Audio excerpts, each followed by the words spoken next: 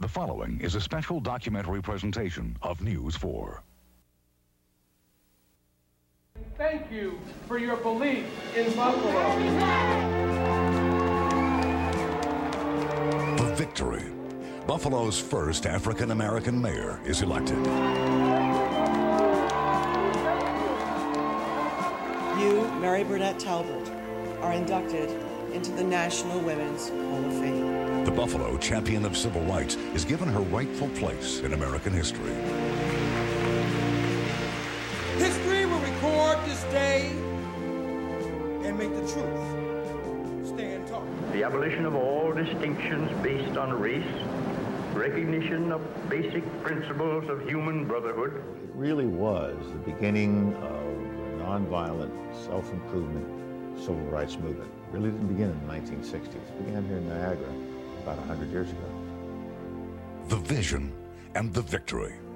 Commemorating the 100th anniversary of the Niagara Movement and celebrating the election of Buffalo's first African-American mayor, Byron Brown. This is not just a victory for me. It's a victory for all of us, for our city, and for our future.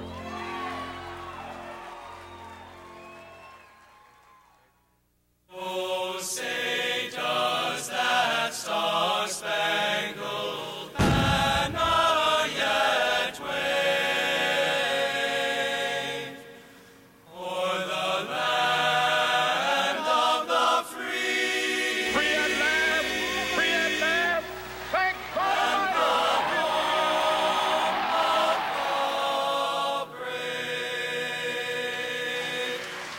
People remember the Civil War, and they remember what happened 100 years later with Dr. Martin Luther King in the 60s and the great civil rights legislation of the 60s, 64 Civil Rights Act, the 65 Voting Rights Act. But in between these two waypoints, Civil War and Dr. Martin Luther King, there was a major initiative that took place here in Buffalo known as the Niagara Movement. Swing low, sweet chariot, chariot. swing low, Low, sweet chariot, chariot. swing low. Sweet chariot. The Niagara Movement, which led to the creation of the N.A.A.C.P, had its first meeting in Buffalo because the city and the Niagara Frontier had a history of harboring fugitive slaves and was home to activists, including Mary B. Talbot, who were not afraid to speak out for equality and justice. The Niagara Movement was founded in Buffalo. It's the birth of the modern civil rights movement, and Buffalo has a long history of forward thinking in terms of liberation struggles for African Americans. The great scholar and civil rights leader W.E.B. Du Bois had brought the members of the Niagara Movement together to fight against atrocities and the kind of negative stereotyping of blacks that was later featured in D.W. Griffith's 1915 epic, The Birth of a Nation. In the movie, this horrendous-looking white man in blackface menacing this little flower of the South, this blonde-haired, blue-eyed little jewel. And that image is so powerful because the movies were a brand-new phenomenon then, and people thought what they were seeing was really happening or really had happened. It did a lot of damage. The Niagara Movement demanded that the nation live up to its promise of liberty and justice for all. And that's when black leaders from around the country, in the height of the Jim Crow period and the post-Reconstruction period, at the beginning of the 20th century, got together and said, we've got to look at this a new way. Welcome, welcome. 100 years after Du Bois started his movement, some of the country's greatest African-American thinkers and leaders, along with Americans with a love of history, came to Buffalo to commemorate the Niagara Movement and experience authentic sites that date back to the days of the Underground Railroad. The Michigan Street Baptist Church, built by African Americans, was a refuge for fugitive slaves on their way to freedom in Canada. I knew very little about Buffalo before arriving here. I knew it had been the site of several Underground Railroad stations, but to actually go in and see a part of it is very impressive. The scholars who came to Buffalo are part of a group that's been around for 90 years, the Association for the Study of African American Life and History, the creators of Black History Month. And one of the topics they discussed was whether or not the federal government owes something to the descendants of slaves. There is a debt owed to 10 generations of Africans and African Americans who had their labor stolen, their families broken, and their humanity questioned. The demand for reparations dates back to a woman named Callie House, a former slave who was thrown in prison by the federal government. She had petitioned to get pensions for ex-slaves because of the free labor they had provided. What are they doing? Dr. Mary Frances Berry wrote the book on Callie House, and though there is still a move to form a reparations commission, Dr. Berry doesn't think African Americans will be receiving cash from the federal government. And the result may be a recommendation that we not do anything. Or the result may be that there ought to be some kind of grand apology in the way that other countries now have reconciliation commissions and commissions to explore apologizing for historic wrongs. To right the wrongs of the past, say some African American leaders, why not raise the standard of living for those in the inner city who are caught in a cycle of poverty? I'd like to see some kind of government program that said, here is Buffalo. And Buffalo is a distressed community. And the African American community is among the most distressed of all the people who live here. And the government wants to make restitution for that, just in myriad kinds of ways in trying to make right a historic wrong that continues until today. We are reminded that laws in the United States guaranteeing African Americans the right to vote and to have equal access to public accommodations are only 4 decades old. It is an ancient history to me. This is my generation. I was subjected to discrimination. I was thrown out of restaurants in the South. The great civil rights movement was of my generation. So coming out of this past is fairly recent history, and there's still a long way to go. And I think it is appropriate to find ways to assist those who are still tainted by this legacy. We're not that long out of slavery. The great-grandparents of Sylvia Cyrus Albritton were slaves, who would probably be delighted to know that their great-granddaughter became the executive director of the Association for the Study of African American Life and History. We want America to know that the descendants of slaves, although there are many issues that need to be discussed in great length, that we've made fantastic contributions to this country, and that we deserve our rightful place at the table to take advantage of all the opportunities that America has to offer. We are not afraid of the struggle. We want a fair chance. Buffalo's history of harboring fugitive slaves and its nurturing of the civil rights movement also remind us what it means to be human. And on the 100th anniversary of the Niagara Movement, the nation's African American thinkers and leaders again turned to Buffalo, not only to relive the history, but also to search for new directions. It doesn't do African Americans any good to just talk about the past or say, gee, that was terrible. There are ways to get out of it now. You're not trapped. Remember our history, but let's make a new history.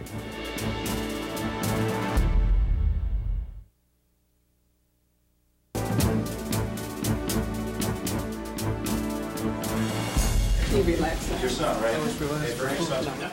Here's Byron Brown and his family behind the scenes on election night 2005. Good to see you, Robert. Brown is just moments away from celebrating the biggest victory of his political career. News 4 political analyst Joe Krangle called it here first. How did it feel when you saw that announcement on TV television? Felt great. Very exciting moment. I want to thank you for the opportunity to serve the great members of this community. Well, we did it, didn't we? What he did is make history. Brown is the first African-American elected mayor of the city of Buffalo. There were some people that said, you're not going to be able to win this race. Why even do it? You're going to encounter racism. Brown scored a decisive victory over Helfer. Good job, Steve. Thank you. Good work. A little history here tonight. Brown's campaign pledges to run the city like a business, create jobs, and improve public education helped him conquer a political mountain. Thank you, everybody. Hey, Jeff. Hi, Lisa. I felt that it was my time. You know, there was something inside that always told me I was going to win this election. The big victory was secured because of support from across the city, a result of hard work on the campaign trail. Asking voters for their support so that we can work together and turn the city of Buffalo around. I was embraced in every neighborhood I went to. It will bring significant change. You can count on it. When you're running for office, people want to see you. They want to hear what your thoughts are. They want you to come to their neighborhood. Byron Brown, seen here in a childhood photo with his sister, grew up in Queens. His father worked in the garment industry, and his mother worked at City College of New York. They taught my sister and I the value of work and working hard, and that if you work hard, you can provide for your family and you can get ahead. Eager to get ahead and learn more, Brown left Queens at the age of 17 and moved to Buffalo to attend Buffalo State College in 1976. You may be surprised to learn Brown's journey from Queens to mayor of the Queen City has a lot to do with his passion for a sport and what you might call a lucky bounce. I loved playing basketball as a kid, and someone that I followed and kind of looked up to was a guy by the name of Randy Smith. Long Island native Randy Smith was a standout at Buffalo State College and a star player for the Buffalo Braves of the NBA in the 1970s. Buffalo State, you know, it's not a big school, but they have someone that has made it into the NBA from that school. That might be a good place for me. If Smith had picked another college, Brown admits he may have ended up in another city. And while his game never matched his idols, Brown says he learned a lot watching his college teammates, lessons that help in government. You know, it taught me the importance of patience, for one. It taught me how to pay attention, how to watch, how to listen. One person watching and listening is King W. Peterson. While Byron Brown is the first African-American elected mayor of Buffalo, Peterson is actually the first African-American to serve as mayor. So what was that like, knowing that you were the first black mayor in the city's history? It was very fulfilling. In August 1956, Peterson made headlines and history serving as acting mayor while the mayor and common council president were out of town. Now 90, Peterson recalls racism at times made his short time in office challenging. Those were tough 10 days, particularly if I were to venture into South Buffalo. Did you ever think in your lifetime that you would see an African-American mayor of Buffalo? Yes, I had great hopes, even then. Many years would pass, but then in 1977, State Assemblyman Arthur Eve represented at that time the best chance for an African American to win the mayor's office. We have had a victory. We had one on September the 8th when we proved that as a community we could unite. The victory came in the Democratic primary, a first for an African American running for mayor. James Griffin won the general election.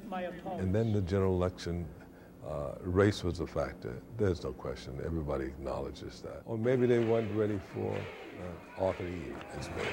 Mayor Brown calls the former Deputy Assembly Speaker one of his mentors. I know that all of us will be under the microscope. Under the microscope because the city's population is shrinking and a control board oversees Buffalo's finances. The problems aren't new, but how the mayor handles the challenges will be watched closely. If this city completely fails and collapses under his watch, there will be repercussions for people of color running for significant office in this area for the rest of my lifetime, and possibly his. Former Common Council President George Arthur ran for mayor in 1985.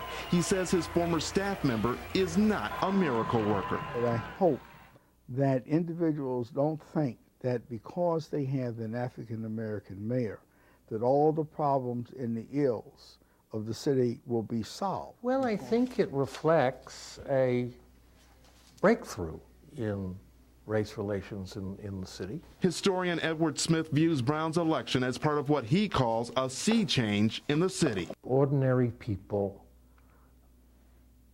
I think, were comfortable with him in the sense that he always presented himself as a gentleman. A black man can make a difference, not because he's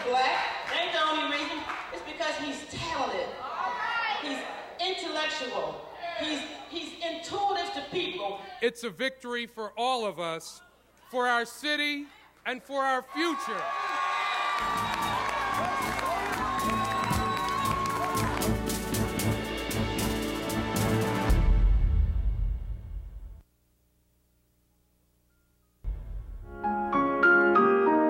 The world came to Buffalo for the Great Pan American Exposition of 1901, but so did two exhibits that stereotyped African Americans and Africans as primitive and uncivilized people.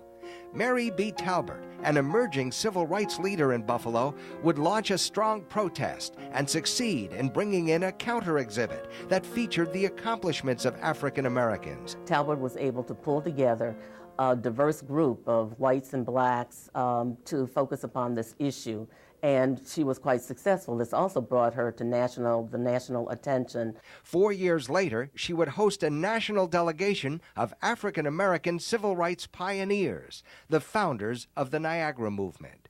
The founders of that movement actually met at her home, and Talbert at that point was speaking out about the atrocities that African Americans had experienced. Mary Talbert would later direct a national anti-lynching campaign while serving as vice president of the N.A.A.C.P. She had been active as a leader of the National Association of Colored Women's Clubs and used her connections to rally women throughout the United States to the cause. She had also traveled throughout Europe, promoting social justice. Over the years, Buffalo women who have followed her example in serving the community have honored Mary Talbert's life at Forest Lawn Cemetery. Wonderful, wonderful feelings for a woman that we personally didn't know, but spiritually we can feel her all over the place. Here in Seneca Falls, New York, where the women's rights movement was born in 1848, the nation has now recognized the contributions of Mary B. Talbert.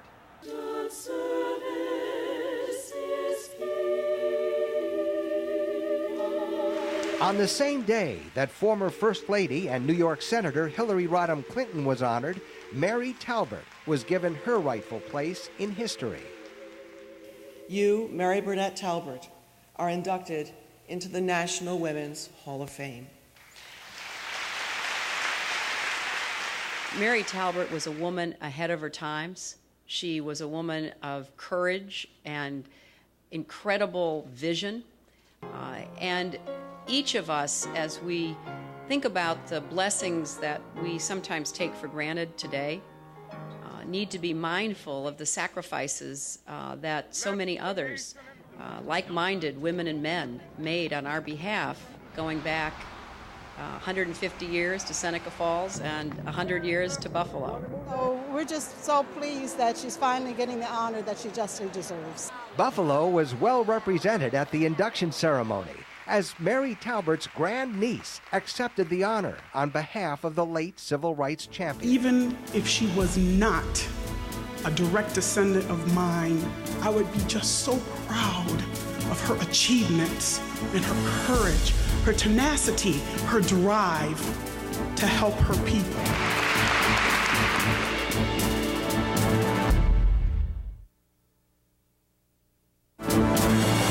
It's one thing to win the election. Now Mayor Byron Brown is at work in his second-floor office at City Hall in Buffalo. 1, 2, 3. All right. Grand openings may be the easy part of the job.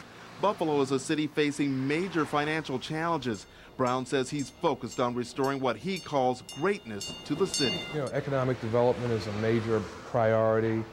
We need to create an environment where businesses can grow and create jobs. Only weeks in office, the mayor's workday starts around 8 in the morning. I'm raring to go. I'm charging out of bed, and I can't wait to get into City Hall. And often ends at 10 at night. There's little or no time to think about his place in Buffalo's history.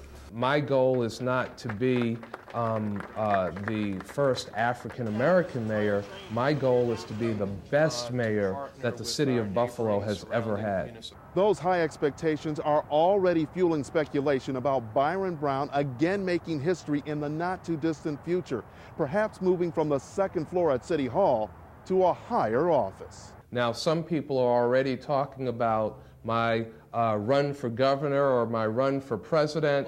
Do you see yourself, somewhere down the road running for some other type of office? I haven't envisioned that, although I know that if you do a good job in the job that you're in, it creates other opportunities. Mayor Brown believes his journey can serve as inspiration for others. Don't let barriers stand in your way or stop you from going after the things that you want to achieve in your life. Brown has a vision for the Queen City and knows he'll need help to make it a reality. Help, he says, must come from state and federal governments, as well as the private sector. And I really believe that Buffalo can be turned around. Ebenezer Johnson was the city's first mayor in 1832. In the lobby of the mayor's office, you can see many of the faces of the men who've led the city. Mayor Brown is the new leader, part of a change that began as a vision in Buffalo. For me personally, I see public service as a blessing and as an opportunity. Byron Brown's victory came 100 years after the first meeting of the Niagara Movement in Buffalo, making the vision of those civil rights champions a reality. And throughout history, Buffalo has provided the visionaries, including the great Mary B. Talbert, who kept the dream of equality and opportunity alive, inspiring a nation to live up to its promises. I'm Miles Hairston. And I'm Rich Newberg. Good night. I felt it was preordained, but as a candidate, you never know.